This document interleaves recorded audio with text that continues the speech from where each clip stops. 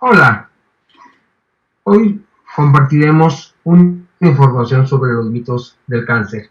Me voy a presentar brevemente. Mi nombre es Arturo Olimpo Castro Álvarez. Soy licenciado en nutrición por la Universidad Autónoma Metropolitana en la Ciudad de México, México. Soy fundador de Onconutrición. 25 años me he dedicado a la consulta privada, principalmente pediátrica y oncológica. 14 años he trabajado en la industria farmacéutica. 16 años me he dedicado a la docencia. He colaborado en el desarrollo de planes académicos en 2 licenciaturas en nutrición y en una maestría en nutrición clínica. He desarrollado un plan de estudios para la maestría en nutrición oncológica. Actualmente estoy desarrollando una aplicación para pacientes. Mi visión es llevar Onconutrición a una nueva área de investigación, estudio y práctica clínica. Y recientemente hemos fundado la Asociación Iberoamericana de Nutrición Oncológica. Mitos del cáncer. Mito. Según la Real Academia de la Lengua Española, la palabra mito proviene del griego mitos y significa narración extraordinaria situada fuera del tiempo histórico y protagonizada por personajes de carácter divino o heroico. Historia ficticia o personaje literario o artístico que encarna algún aspecto universal de la condición humana. Persona o cosa rodeada de extraordinaria admiración y estima, así como persona o cosa que se le atribuyen cualidades o excelencias que no tiene. Existen numerosos mitos en torno al cáncer, por su origen, por su prevención y o curación de esta enfermedad. Es muy importante conocerlos, pues estos generan expectativas erróneas, sensación de descontrol, confusión y desconfianza, entre otras. ¿Y cuáles son los mitos más frecuentes? El cáncer es contagioso. No, nunca. El cáncer no es una enfermedad infecciosa, por tanto no se puede contagiar de una persona a otra. Sin embargo, cuando se padecen determinadas enfermedades infecciosas como el SIDA, el VPH o la hepatitis, que es provocada por virus, existe un mayor riesgo de padecer algunos tipos de cáncer. En estos casos se transmite el SIDA, el VPH o la hepatitis, y el cáncer es una posible evolución de estas enfermedades. El cáncer es hereditario. Es poco probable. Solo en algunos casos existe una cierta predisposición de padecer determinados tipos de cáncer, más o menos se supone entre un 5 al 10% del total de todos los cánceres. El 90-95% restante son esporádicos, es decir, no se transmiten por herencia, por lo que el que haya distintos casos de cáncer en nuestra familia no significa necesariamente que tengamos más probabilidad de padecerlo nosotros. En caso de que fuera genético, habría que seguir los medios de diagnóstico precoz que son indicados por el médico. El cáncer siempre duele. Posiblemente no. El cáncer no tiene por qué doler. La aparición del dolor depende de la zona en que se localiza el tumor, pero en cualquier caso existen grandes cantidades de opciones de tratamiento contra el dolor que controlan, en un porcentaje muy elevado de los casos, las molestias del paciente. Otro mito: ya no se podrá trabajar ni hacer nada. Depende de cada persona. En ocasiones, la enfermedad o los tratamientos hacen que la persona tenga algún grado de deterioro físico y necesite temporalmente más reposo y descanso. Sin embargo, la mayoría de las personas pueden seguir realizando las actividades diarias cotidianas y, dependiendo del tipo de trabajo, no necesitarán abandonarlo. Se puede trabajar y se debe de realizar ejercicio en la medida de lo posible. 10, 15, 20, 30 minutos de caminata, en la caminadora, en bicicleta y, si es posible, también nadar. Otro mito: si no se tienen muchos efectos secundarios es porque no está haciendo efecto el tratamiento. Dentro de estos efectos secundarios podemos encontrar lo que son los vómitos, las náuseas, la anorexia, el estreñimiento, la mucositis, la disfagia, así como la caída del cabello. No tiene nada que ver. Los efectos secundarios del tratamiento no se relacionan con la eficacia del mismo. Depende del tipo y dosis de la terapia y de la sensibilidad del paciente. Es decir, que el hecho de no presentar algunos de estos síntomas no significa que la terapia no esté siendo efectiva. Otro mito: No se puede saber nunca si el tratamiento funciona. Esto no es cierto.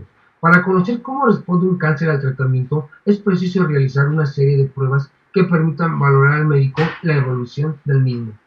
Solo después de dichos estudios se podrá conocer si el tratamiento ha sido eficaz. El médico es el que indicará qué pruebas son necesarias y cuándo es el momento más indicado para su realización. Un ejemplo de estos exámenes son los marcadores tumorales, la resonancia magnética, el ultrasonido y así como estudios más avanzados como el PET. Otro mito: si me pinchan el tumor o lo biopsian, seguro que se extiende la enfermedad. No, las funciones o las citologías son métodos diagnósticos ampliamente probados y, si se realizan con la técnica correcta, en los casos en los que está indicado, es muy improbable que se provoque una diseminación o una extensión de la enfermedad. Otro mito: el estrés y los problemas emocionales causan cáncer y o lo empeoran. ¿Tengo que mantenerme positivo o no me curaré? Esto no es cierto.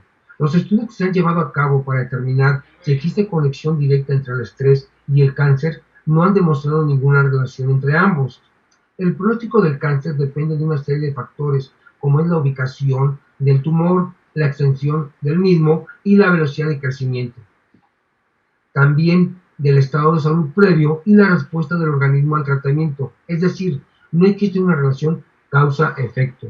Lo que sí es cierto es que un estado anímico óptimo ayuda a afrontar mejor la enfermedad y sus tratamientos desde el punto de vista psicológico. Otro mito: el cáncer es una lotería. Si te toca, te toca. No se puede prevenir. Esto no es cierto. Existen una serie de tumores que sí se pueden prevenir, como es el caso del cáncer de pulmón y el cáncer de colon. Otros pueden detectarse en fases premalignas, es decir, antes de que aparezca la enfermedad, como es el caso del cáncer de cuello uterino, y en otros casos sí puede detectarse en fases precoces, como es el caso del cáncer de seno. Otro mito: las pruebas de diagnóstico precoz se hacen solo a los que tienen molestias. Esto no es correcto. Cuando se realizan pruebas de cribado o screening para algún tipo de cáncer, se hacen con personas aparentemente sanas que no poseen ningún síntoma de enfermedad. Generalmente estas pruebas se realizan en la población que tiene más riesgo de desarrollar dicha enfermedad. Por ejemplo, un ejemplo podría ser la incidencia de cáncer de colon aumenta en las personas por encima de los 50 años, tanto en hombres como en mujeres. Es un estudio de cribado, también lo conocemos como tamizaje o screening. Es un examen de personas asintomáticas para la clasificación como probables o improbables enfermos de una determinada enfermedad objeto de detección, como en este caso sería el cáncer. La Organización Mundial de la Salud lo define así: es la identificación presuntiva con la ayuda de unas pruebas de exámenes o de otras técnicas susceptibles de aplicación rápida de los sujetos afectados por una enfermedad o por una anomalía que hasta entonces había pasado desapercibida. Otro mito: un diagnóstico de cáncer es sinónimo de muerte irremediable e insufrible. No es cierto. Hoy en día, este mito debe de ser desterrado de una sociedad como la nuestra. No solo porque cada vez se consigue la curación de una mayor proporción de casos de cáncer, sino porque es un número importante de casos, en un número importante de casos, sus síntomas pueden ser controlados de una forma adecuada. Más de la mitad de las personas con cáncer se curan, y en otro porcentaje importante, el cáncer se vuelve en una enfermedad crónica en la que los pacientes pueden permanecer estables por mucho tiempo, incluso por muchos años, y además poseer una aceptable e incluso una buena calidad de vida. Otro mito: si no se puede operar, es que no tiene cura. Esto no es cierto. Hay cánceres que se pueden controlar o superar aunque la cirugía no sea posible, como es el caso de las leucemias, que sabemos que estas afectan a las células de la sangre. En la actualidad existen tratamientos como la quimioterapia y la radioterapia que pueden ser el tratamiento más indicado para controlar un tipo de tumor concreto. Ningún tratamiento por sí mismo es más curativo que otro, sino que dependerá del tipo de tumor, su localización.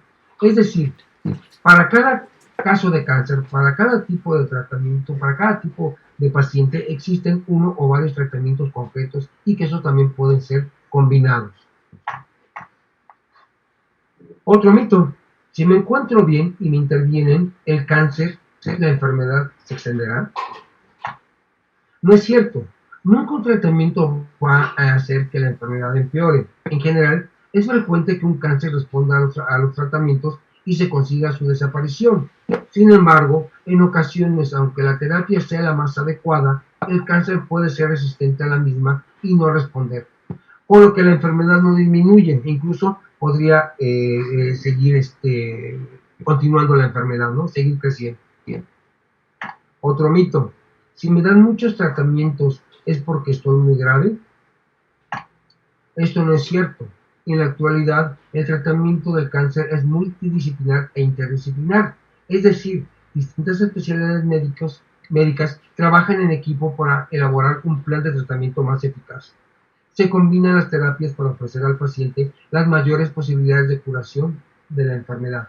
Por lo tanto, recibir varios tipos de terapias no significa que la enfermedad sea más grave o que la persona esté peor, sino que se aplican varios tratamientos para mejorar su eficacia.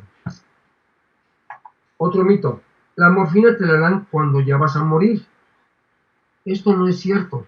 La morfina es un fármaco muy eficaz contra el dolor que se debe utilizar en el caso de que éste no se da con otros medicamentos. Por tanto, no solo debe administrarse en los últimos momentos de la enfermedad, sino siempre que se precise, esto para mejorar la calidad de vida del paciente. Y este mito muy arraigado: me curaré antes si tomo remedios naturales. No es cierto ni aconsejable. La creencia de que existen remedios naturales que pueden ayudar al paciente a curarse de su enfermedad y que son inofensivos está muy extendida. Sin embargo, dicha afirmación de que se curará si se toman remedios naturales no es correcta. No existen estudios científicos serios sobre estos remedios o tratamientos alternativos que evidencien su eficacia contra el cáncer. No se debe llevar a cabo ninguna medida o terapia alternativa desconocida sin consultarlo previamente con el equipo médico. Puede ser perjudicial o interferir en la terapia o los resultados de las pruebas. También las pseudoterapias, ¿sí? ¿Están reguladas por la ley? No. En muchos países estos productos están comercializados bajo el epígrafe de complementos alimenticios. Un ejemplo de estos, ¿qué pasa, no? Los pacientes y los familiares, cuando están en un proceso de enfermedad, se encuentran en una etapa mucho más vulnerable, en la que se realiza una búsqueda de soluciones y alternativas para superar la enfermedad oncológica, por lo que se encuentran mucho más receptivos para aceptar otras vías. Pueden resultar peligrosas si hacen que el paciente se aleje del tratamiento del objetivo médico, o bien por las características de la práctica que causan daños físicos, y también pueden ser un problema económico. Un ejemplo de estas pseudoterapias son las que muestro a continuación en imagen. Ya las han visto ustedes en diferentes promoción que hacen sus productos en diferentes medios. Esto es pura charlatanería.